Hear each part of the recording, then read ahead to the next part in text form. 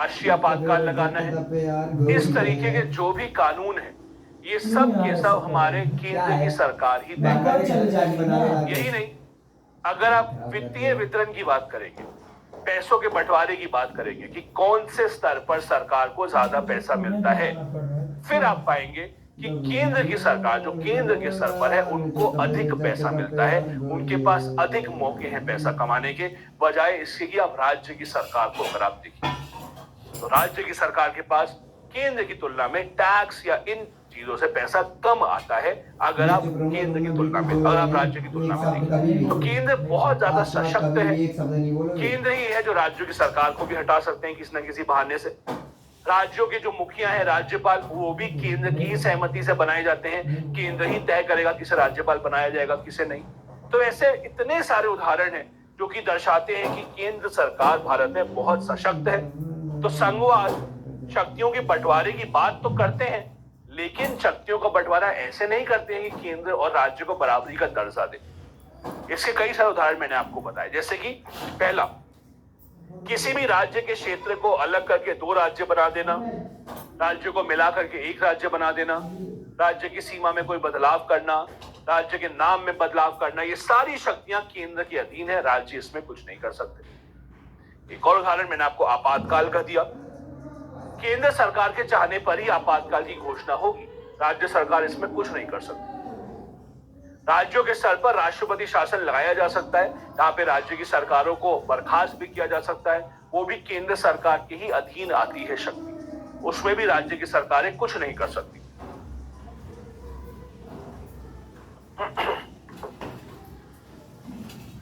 यही नहीं, सामान्य परिस्थिति में भी, आप आपातकाल की बात मत भी कीजिए, सामान्य परिस्थिति में भी केंद्र सरकार हमेशा राज्यों से अव्वल ही रहती है।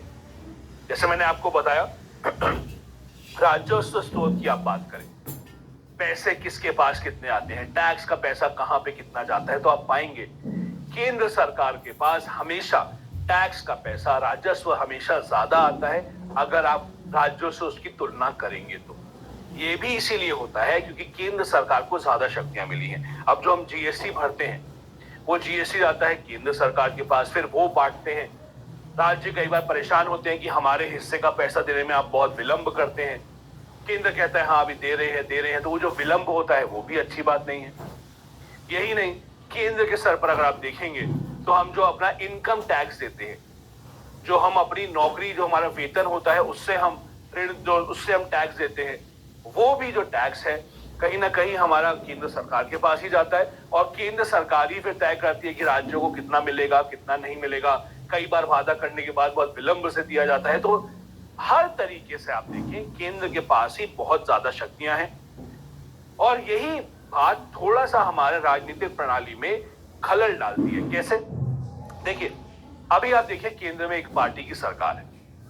अब ये मान के चलिए कि वही पार्टी की सरकार जिस जिस राज्य में रहेगी, तो आमतौर पर देखा गया है कि केंद्र से उन राज्यों को हमेशा ज्यादा सहायता प्राप्त होती है जो उसी राजनीतिक दल के द्वारा शासन किए जाते हैं। जैसे अगर आप देखिए भाजपा की सरकार है केंद्र में, तो ये माना जाता है कि भाई भाजपा के जिस राज्य में होंगे वहां पे उन्हें सहायता मिलने में केंद्र सरकार से ज्यादा आसानी होगी। ऐसा ही आप देखें तो और राज्यों के लिए भी और राजनीतिक दलों के लिए भी लागू होता है।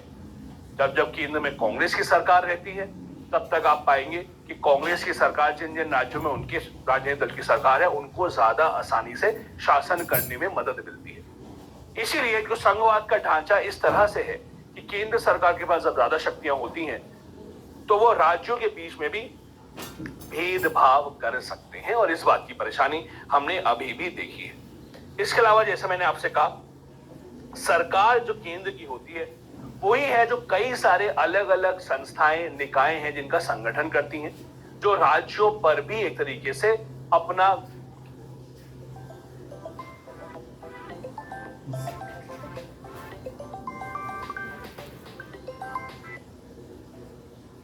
किसी न किसी तरीके से प्रभाव डालते हैं। जैसे कि आप भारतीय चुनाव आयोग की बात कीजिए, चुनाव आयोग केवल संसद ही नहीं, राज्य के विधानमंडल के भी चुनाव कराते हैं। उनकी नियुक्ति में राज्यों का कोई भी किसी भी तरीके का कोई भी काम नहीं है, वो किसी भी तरीके का सुझाव भी नहीं दे सकते हैं। नीति आयोग की आप बात करिए, नीति आयोग फिर एक ऐसी संस्था है जिसका गठन राज्य किसी भी तरीके का कोई भी काम नहीं है, वो किसी भी तरीके का सुझाव भी नहीं दे सकते हैं। नीति आयोग की आप बात करिए, नीति आयोग फिर एक ऐसी संस्था है जिसका गठन राज्य के स्तर पर नहीं होता है, केंद्र के स्तर पर होगा, लेकिन वो राज्यों की जो राजनीति है उस पर बहुत प्रभाव डालते हैं। महालेखा परीक्षक की आप बात कीजिए, जिसको सीएजी कहा जाता है, वो भी केंद्र के स्तर पर है, केंद्र के स्तर पर ही नियुक्ति होती है, लेकिन वो राज्यों के लिए भी अपनी रिपोर्ट सौंपते हैं। तो ऐसे कई सारे बहुत महत्वपूर्ण अहम इस तरह की संस्थाएं हैं जिनका केंद्र के स्तर पर गठन होता है, लेकिन वो राज्य में भी बहुत ज्यादा शक्तियां जो हैं वो उसको देते हैं और राज्य में भी बहुत ज्यादा नियंत्रण रखते हैं। और कुछ उदाहरण, राज्यपाल का मैंने आपको उदाहरण दिया। राज्यपाल जो कि राज्य सरकार के प्रमुख होते हैं, उनकी नियुक्ति भी केंद्र के स्तर से ही होगी। राज्यपाल बर्खास्त हो सकते हैं अगर वो केंद्र सरकार की बात ना माने। राज्य सरकार चाहे तो राज्यपाल चाहे तो राज्य की सरकार को बर्खास्त कर सकते हैं। कई बार ऐसा देखा गया है, अलग अलग राज्यों में वहां के राज्यपाल केंद्र सरकार की बात ज्यादा सुनते हैं और अपने ही राज्य के मुख्यमंत्री की बात कम सुनते हैं। ये भी कई बार देखा गया है, जिससे कि संघवाद को एक गलत नाम दिया जाता है। ऐसे बहुत सारे उदाहरण हैं। जैसे मैंने कहा, अलग अलग तरीके की मांग, राज्य की सरकारें कई बार ऐसा भी कहती हैं, राज्य की सरकारें, कि केंद्र की सरकार राज्य सूची के मामलों पर भी कानून बना लेते हैं किसी न किसी बहाने से।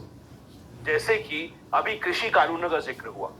अगर आप देखें, कृषि, खेती, ये असल में राज्य की सूची के विषय हैं, फिर भी इन पर किसी न किसी बहाने से केंद्र की सरकार ने कानून बना लिए। कहेंगे कि नहीं, ये तो कृषि की बात ही नहीं है, ये तो व्यापार की बात है और व्यापार हमारे अधीन है। तो इस तरीके से हम देखते हैं कि राज्य की सरकारों के कई सारी ऐसी शक्तियां हैं जो केंद्र की सरकार ले लेती है, जो वो उन्हें पसंद नहीं करते।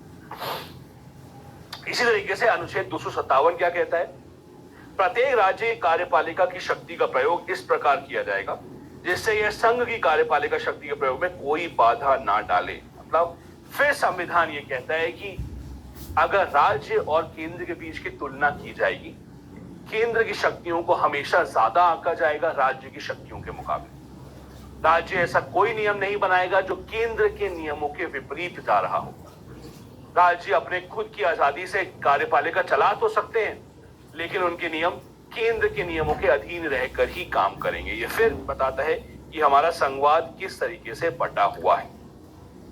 इसी तरीके से अगर आपने मौलिक अधिकारों के बारे में पढ़ा है, अगर आपने संविधान के भाग 3 के बारे में पढ़ा है, उसमें आप देखते हैं कि मौलिक अधिकारों में भी कई सारे ऐसे मौलिक अधिकार हैं जिन पे कानून बनाने का हक केवल केंद्र को होता है, केवल संसद को होता है, राज्यों को नहीं होता है।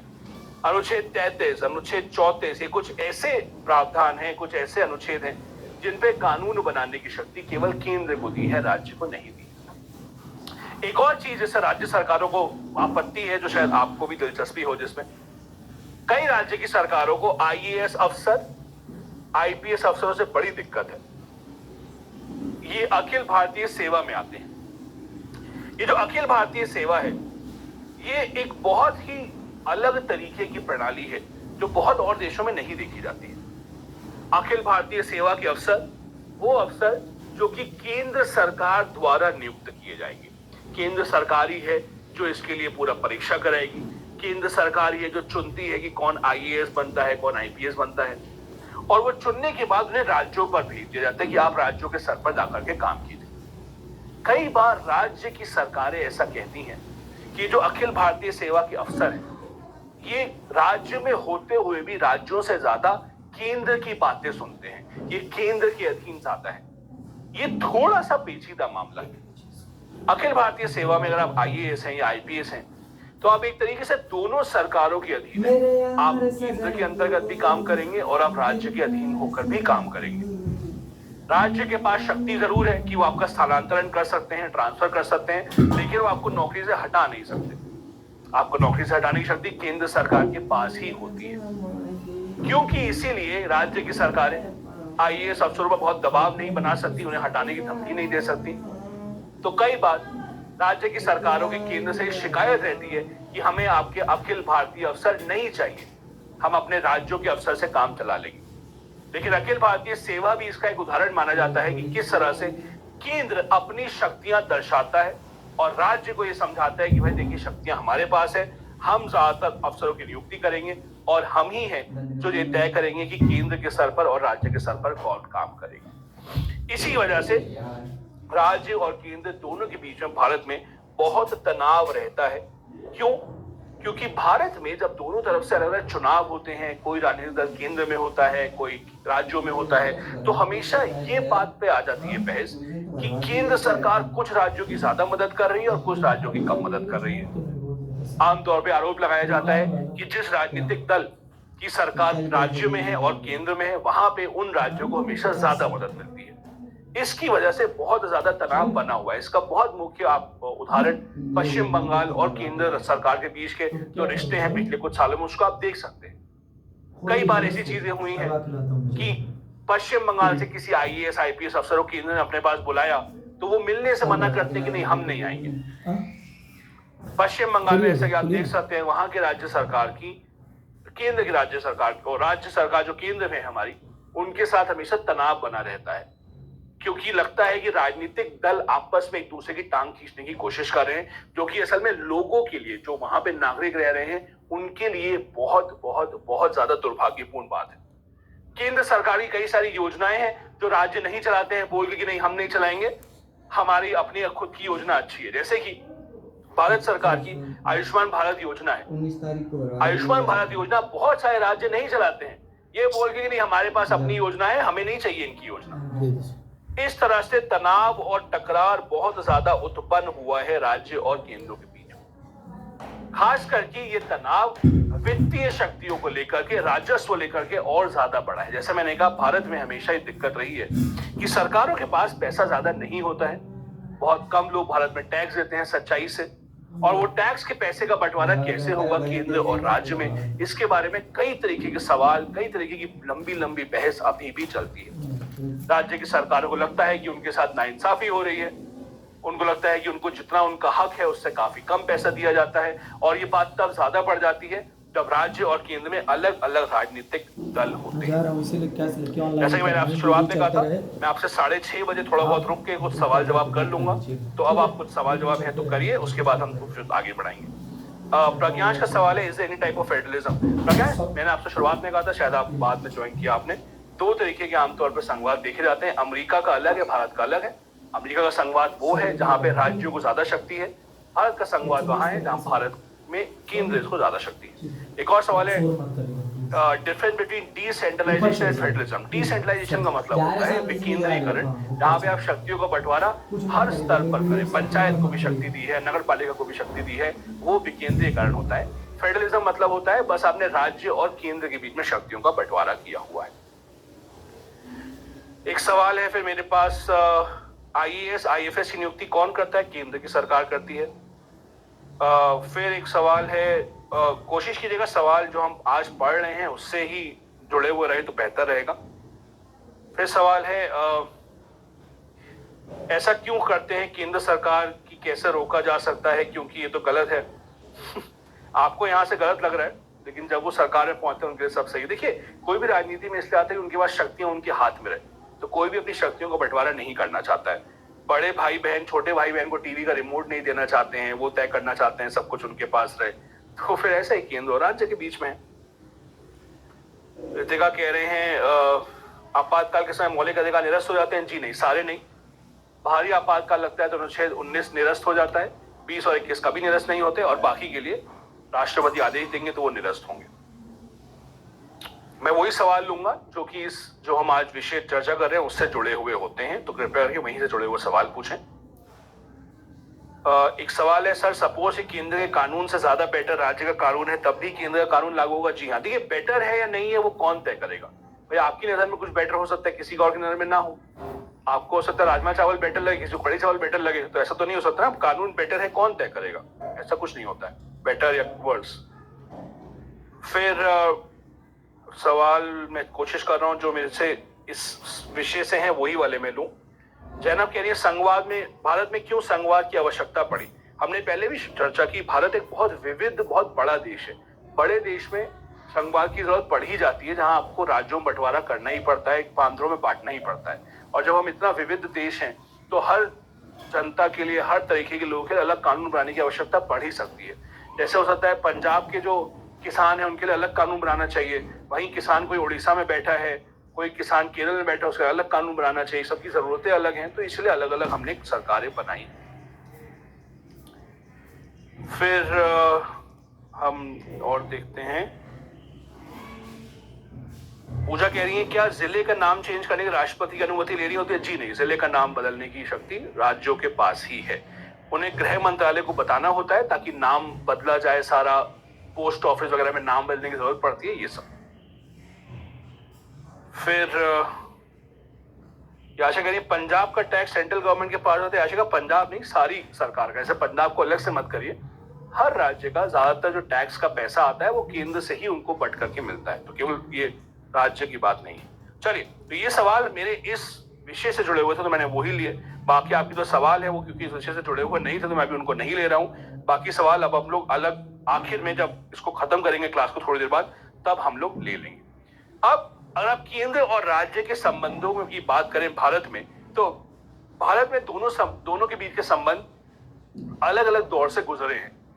अगर आप भारत की आजादी के बाद पहले 2 दशकों की बात करें, पहले 2 दशकों तक क्या था कि कांग्रेस की सरकार इतनी ज्यादा मजबूत था, कांग्रेस का राजनीतिक दल, कि लगभग भारत के हर राज्य में 1960 के दशक तक लगभग भारत के हर राज्य में और केंद्र में कांग्रेस की ही सरकार रहती थी।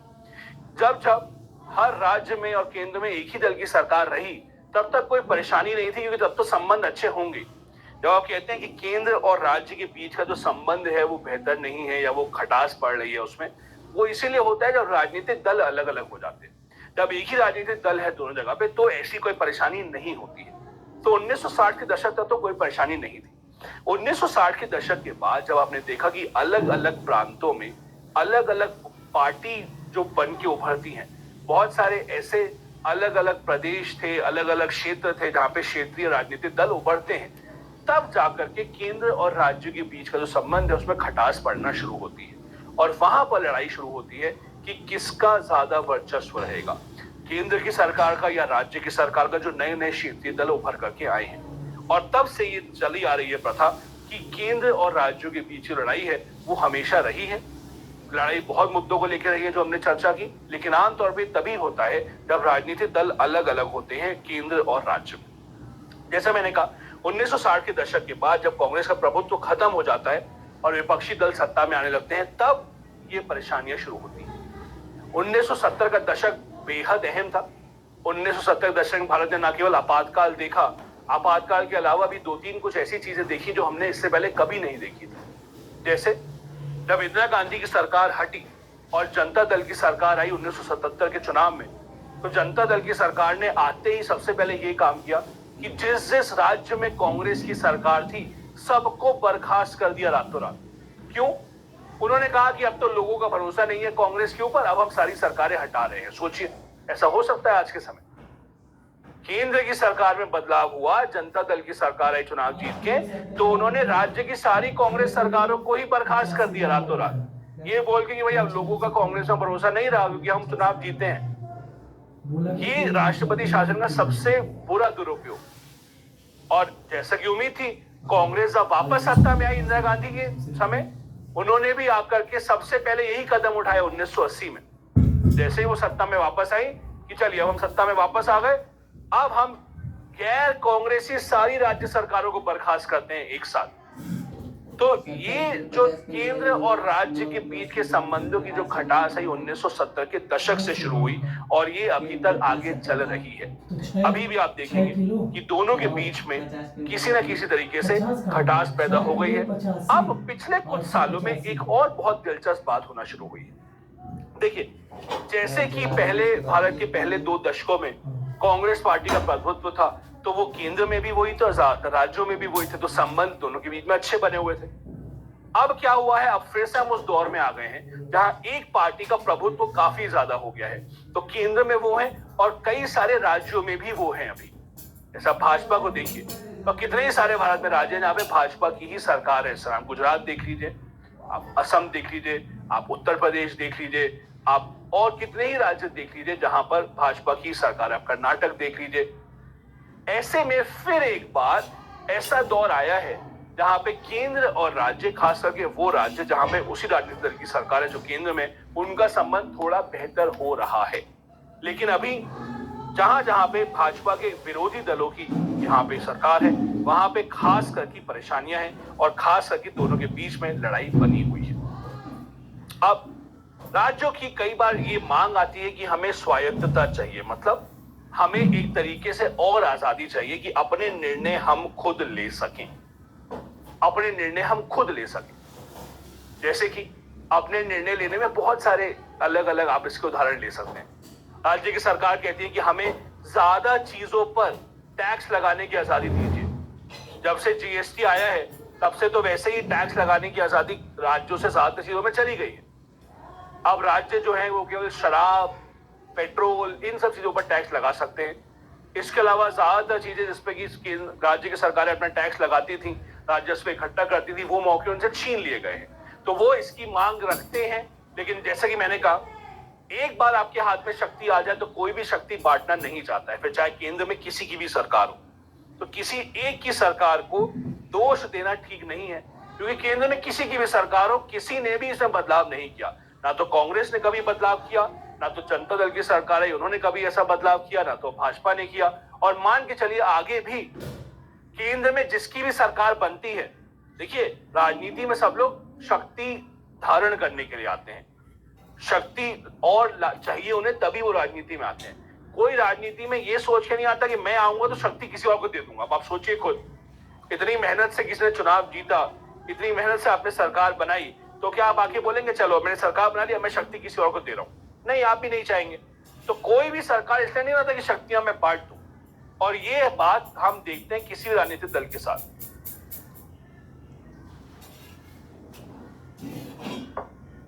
अब इस केंद्र और राज्य के संबंध में एक बहुत बड़ी भूमिका राज्यपाल भी निभाते हैं। जैसा कि आपको पता है, जो भूमिका केंद्र में राष्ट्रपति निभाते हैं वही राज्यों में राज्यपाल निभाते हैं। अंतर यह है कि राष्ट्रपति का जो चुनाव होता है, राज्यपाल के लिए कोई चुनाव नहीं होता, उनकी नियुक्ति राष्ट्रपति द्वारा की जाती है। प्रधानमंत्री जिसका भी नाम देते हैं, राष्ट्रपति उनको राज्यपाल बना के राज्य में भेज देते हैं। अब दिक्कत यह है कि आमतौर पर राज्यपाल के पद के बारे में कहा जाता है कि पिछले कुछ सालों में उनकी गरिमा बहुत कम हुई है। कैसे? जो सरकार केंद्र के स्तर पर होती है, अब वो अपने ही इस तरीके के राजनेताओं को, जिनका अब आप कह सकते हैं करियर समाप्त हो गया है, जिनका राजनीतिक जीवन अब समाप्त होने वाला है, उन्हीं को वो राज्यों में भेज देते हैं राज्यपाल बना के कि आखिरी 5 साल आप वहां आराम से बिताइए राजभवन में। जैसे कि आप जब भी देखेंगे केंद्र में, जैसे अभी कोई सरकार है बीजेपी, भाजपा की, तो आप देश भर में देखिए राज्यपालों की एक सूची तैयार करिए, ज्यादा से ज्यादा वही हैं जो कभी ना कभी भाजपा में हुआ करते थे। जब कांग्रेस की सरकार थी तो भी यही था। आप देखिए देश भर में उस समय राज्यपालों की सूची तैयार कीजिए तो वो वही ज्यादातर राज्यपाल होते थे जो कभी ना कभी कांग्रेस में थे। तो राज्यपाल, जिन्हें की राज्य की सरकार को चलाने की अच्छी कोशिश करनी चाहिए, वो असल में क्या करते हैं कि वो केंद्र के आदेशों का इंतजार करते हैं और उसके हिसाब से राज्यों को चलाते हैं, जो कि राज्य सरकारों को पसंद नहीं आता है। इसीलिए केंद्र के स्तर पर जैसे ही सरकार बदलती है, आमतौर पर सारे राज्यपालों को हटा दिया जाता है। भाजपा ने भी यही किया, कांग्रेस भी यही करती है। जैसे ही भी सरकार बदलती है केंद्र में, पहला काम वो ये करते हैं सारे राज्यपालों को बदल दो, क्योंकि राज्यपाल को हटाने का कोई ऐसा तरीका नहीं दिया है। राज्यपाल को हटाने के लिए कुछ करना नहीं है, उनको कोई बिल, कोई विधेयक नहीं पारित करना है, आदेश देना है राष्ट्रपति द्वारा और उन्हें हटा दिया जाएगा। इसीलिए कई सारे ऐसे आयोग आए हैं, सरकारी आयोग, पंछी आयोग, जिन्होंने अपनी रिपोर्ट में सिफारिशें दी हैं कि राज्यपाल का जो पद है उसकी गरिमा कम हो रही है, उसकी गरिमा को कम होने से बचाने के लिए हमें राज्यपाल के जो पद है उनको बहुत ज्यादा देखभाल करनी चाहिए। ऐसे कोई भी आदेश नहीं देने चाहिए कि जब चाहे अपने मन से आप राज्यपाल को बर्खास्त कर दें, क्योंकि वो एक संवैधानिक पद है, राज्य का सबसे बड़ा पद है। लेकिन जैसा कि आप उम्मीद कर सकते हैं, इसे भी नहीं माना गया है। इसी में राज्यपाल की एक और शक्ति है बहुत दिलचस्प, जिसके बारे में बहुत चर्चा होती है। राज्यपाल के पास ये शक्ति है कि वो राज्य सरकार के बारे में रिपोर्ट सौंप सकते हैं राष्ट्रपति।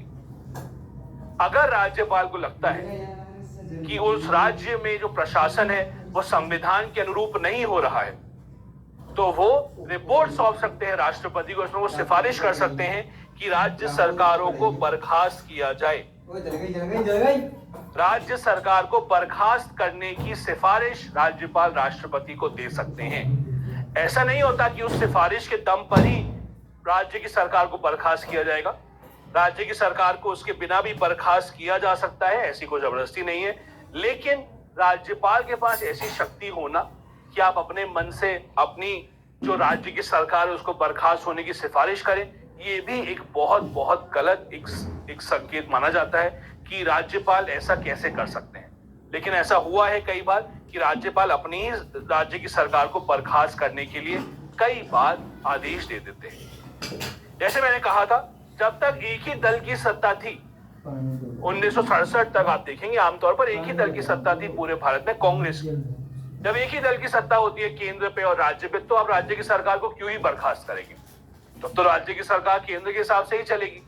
लेकिन जब क्षेत्रीय दल आगे आए और एक एक करके नए नए क्षेत्रीय दलों का गठन हुआ, तब जाकर के ये देखा जाता है कि अब केंद्र की सरकार से बहुत ज्यादा दुरुपयोग किया गया अपनी शक्तियों का, खास करके राष्ट्रपति शासन का।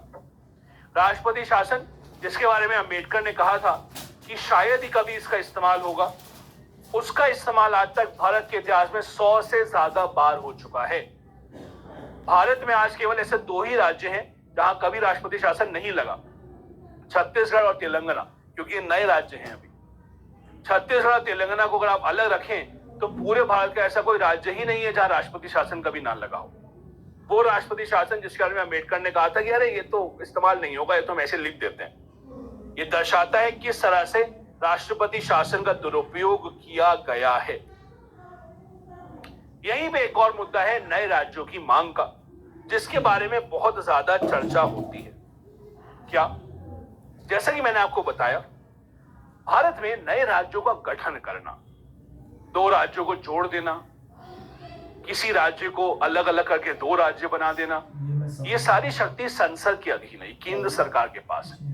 हाँ, वो राज्य सरकार की विधानसभा की सलाह जरूर लेते हैं एक बार, लेकिन उस सलाह का कोई मायना नहीं होता। मैंने आपको ये तेलंगाना का उदाहरण में बताया था। जब तेलंगाना की स्थापना हुई थी, तो वो स्थापना जब हुई तो उस समय आंध्र प्रदेश की विधानसभा से पूछा गया कि आपका मत क्या है, बताइए, आप विभाजन करना चाहेंगे कि नहीं। उन्होंने कहा नहीं करना चाहते। फिर भी वो माने नहीं गए, क्योंकि अंतिम निर्णय केंद्र की सरकार, संसद ही लेते हैं। तो जो नए राज्यों की मांग है, ये दोनों तरफ से काम करती है। एक तरफ से मांग बहुत बार होती है, जैसे कि गोरखा लैंड बनाने की मांग पश्चिम बंगाल से एक अलग करके हिस्सा बहुत दशकों से होती रही है, जो केंद्र ने नहीं मानी है।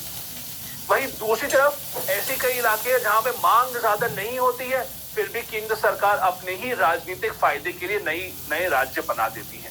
ये दोनों ही तरफ से परेशानी का सबब है कि आप जब राज्यों का बंटवारा कर रहे हैं तो राज्यों को ही आप आजादी नहीं दे रहे हैं ये बताने की कि क्या हमें अलग अलग राज्य में बढ़ना भी है कि नहीं। यही नहीं, भारत में केवल राज्य और केंद्र के बीच की परेशानियां नहीं है, भारत में अंतरराज्यीय संघर्ष भी देखे जाते हैं। अंतरराज्यीय संघर्ष मीन्स राज्यों के बीच में संघर्ष भी देखे जाते हैं कई सारे मुद्दों पर। अभी आप देखिए, उत्तर पूर्व के जो राज्य हैं, असम का, जो असम के पड़ोसी राज्य हैं, लगभग सबसे झगड़ा चल रहा है, सीमा विवाद चल रहा है। अभी अभी आपने देखा मेघालय असम के जो पूरा सीमा है, वहां पर गोलियां भी चली अभी हाल ही में। लगभग उत्तर पूर्व के हर राज्य से जो असम से निकला हुआ है, वहां सीमा विवाद चल ही रहा है। अभी आप यहां देखिए, अगर आप दक्षिण भारत में आए तो पानी के बंटवारे को देखिए, कावेरी को लेकर कितनी लड़ाई है, कर्नाटक और तमिलनाडु के बीच में आप देखिए। तो ये अंतरराज्यीय विवाद भी बहुत है, और इसको सुलझाने के लिए भी जो असली शक्ति है वो संसद, केंद्र सरकार के पास ही है। चाहे वो पानी का विवाद हो, उसके लिए भी जो अलग से न्यायाधिकरण बनेगा वो भी केंद्र सरकार ही बनाएगी। फिर चाहे वो राज्य की सीमाएं हो, उनको लेकर के विवाद है, तो राज्य की सीमा बदलने का भी शक्ति केंद्र सरकार के पास है, संसद के पास है। तो अंतिम में अंतरराज्यीय जो हमारे विवाद होते हैं वो भी सुलझाने के लिए हमारी जो केंद्र की सरकार है उसी के पास शक्तियां हैं। तो फिर से वही बात है कि हम लोगों की जो राज्य की सरकारें हैं उनको इतनी ज्यादा शक्ति नहीं दी गई है संघीय देश होने के बावजूद। भारत हाँ एक संघीय देश है, और हमें बहुत गर्व है इसके संघवाद के ऊपर, लेकिन हमारा संघीय देश औरों से बहुत अलग है। अमेरिका जैसे देशों में जहां पे केंद्र के पास शक्तियां कम है, राज्य के पास शक्तियां ज्यादा है, वहीं भारत ने उल्टा करके केंद्र के पास शक्तियां हमेशा से बहुत ज्यादा रखी हैं और राज्यों को कम शक्तियां। ये था हमारा आज का सेशन संघवाद के ऊपर। अगर आपके पास कोई सवाल है तो मैं कुछ मिनट यहाँ पर हूँ, कोशिश कीजिए सवाल इस जो हमने विषय आज चर्चा की उससे जुड़े हुए हो तो बेहतर रहेगा, तो मैं सबके लिए जवाब दे पाऊँ। प्रियांशी करिए, 2 स्टेट में राष्ट्रपति शासन क्यों नहीं लगाया गया? मौका नहीं आया, लगा देंगे उसमें भी। तो राज्य अभी भी बने, तेलंगाना 2014 में ही बना है, छत्तीसगढ़ 2000 में ही बना है, तो सरकारें चल रही हैं। जब सरकार नहीं होगी तो वहां भी लगा दिया जाएगा। निशा करिए, भाजपा सरकार क्या है? भाजपा सरकार बेटा बीजेपी का नाम भाजपा है ना। खुशबू करिए, संसद का निर्माण कौन करता है? बेटा संसद के 2 सदन है, लोकसभा में लोग खुद चुन के भेजते हैं, आप हम लोग वोट करते हैं। राज्यसभा में जो राज्य के विधानमंडल के विधायक होते हैं वो चुन के भेजते हैं। नरसिंह कह रहे हैं भारतीय प्रशासनिक सेवा के अधिकारियों को राजनीति के आगे नतमस्तक क्यों होना पड़ता है? ऐसा नहीं है कि नतमस्तक होना पड़ेगा, आप मत होइएगा, लेकिन फिर आप उनके आदेश के तो अधीन हमेशा रहेंगे ही रहेंगे। लोकतंत्र में जो चुने हुए प्रतिनिधि होते हैं, जो चुनाव जीत के आते हैं, वो हमेशा उन्हीं का जो आखिरी आदेश है उन्हीं का माना जाएगा। तो आप उनकी बात मत मानिएगा, गलत है, लेकिन अगर वो आपका फिर ऑर्डर देंगे स्थानांतरण का तो आपको मानना पड़ेगा। तो आप अगर ये नहीं कह सकते भाई मेरी शक्ति चलनी चाहिए, नेताओं की क्यों चलती है, क्योंकि लोकतंत्र की परिभाषा ये है। लोकतंत्र भी थोड़ी लिखा है जो ज्यादा पढ़ा लिखा है उसकी चलेगी, लोकतंत्र में ये लिखा है कि जो चुन के आएगा जनता का प्रतिनिधि वो उसकी चलेगी। तो बस इसी तरह से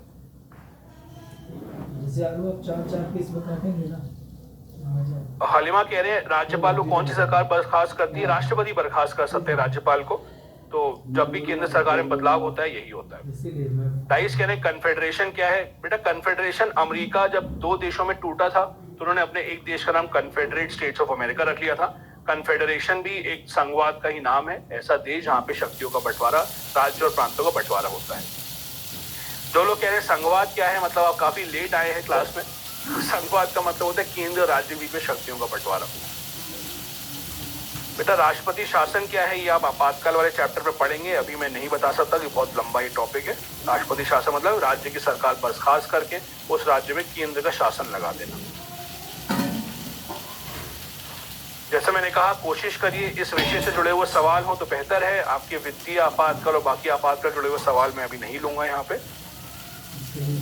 ये आशा करें 21st सेंचुरी में राज्य सरकार को हटाया गया है। कोई एग्जाम्पल? अरे एग्जाम्पल है, महाराष्ट्र को देखिए हटाया गया था, दिल्ली में राष्ट्रपति शासन लगा था 2013 के बाद, बहुत सारे राज्यों में तो बहुत आम है। अरुणाचल प्रदेश में लगा था, उत्तराखंड में लगा था, ये बहुत आम है, ये लगता रहता है।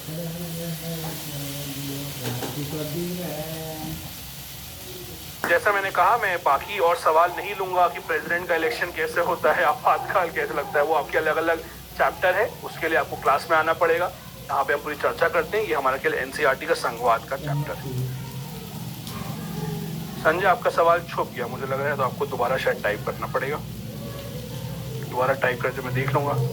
आपका सवाल था राज्यपाल शासन में भी स्ट्रक्चरल क्या इफेक्ट पड़ता है इसके बाद। राज्यपाल शासन कुछ नहीं होता है, राष्ट्रपति शासन होता है। राष्ट्रपति शासन में केंद्र की सरकार राज्य को चलाती है, ये फर्क पड़ता है। राज्य के कानून केंद्र की सरकार द्वारा बनाए जाते हैं,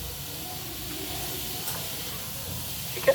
बाकी मैं जैसा मैंने कहा आपसे, मैं आप ये केवल हम लोग एनसीईआरटी के कुछ भाग को लेकर उसकी चर्चा कर रहे हैं। जो आपके और जितने भी सवाल हैं कोशिश कीजिए या तो आप क्लास में आए जहाँ पे हम पूरी चर्चा करते हैं, या फिर आप खुद से अगर आप भारतीय राज्यव्यवस्था की किताब पढ़ेंगे तो आपको बहुत सारी चीजें उसमें देखने को मिलेंगी हर अलग अलग विषय के। तो जो आपके जो भी सवाल हैं आपातकाल को लेकर के, राष्ट्रपति शासन को लेकर के, आपको वहां पे उसके जवाब मिलेंगे। मैं अपनी क्लास यहाँ पे खत्म करता हूँ। बहुत बहुत धन्यवाद आपके इस क्लास में आने के लिए। मैं उम्मीद करता हूँ संघवाद का विषय आपके लिए थोड़ा और बेहतर और आसान हुआ होगा। बहुत बहुत धन्यवाद। जय हिंद।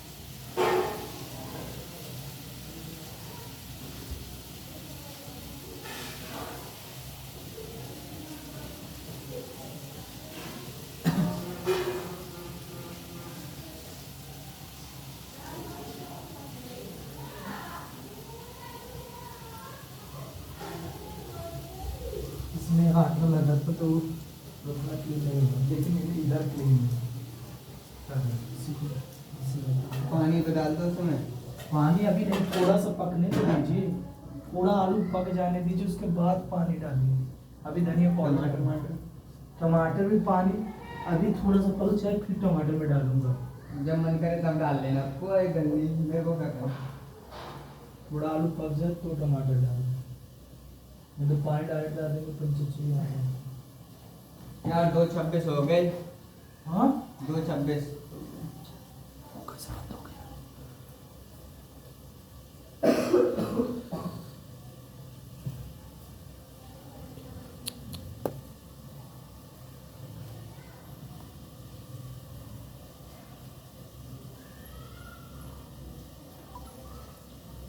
सर पिंड दिया मग सोनिया देख तेरे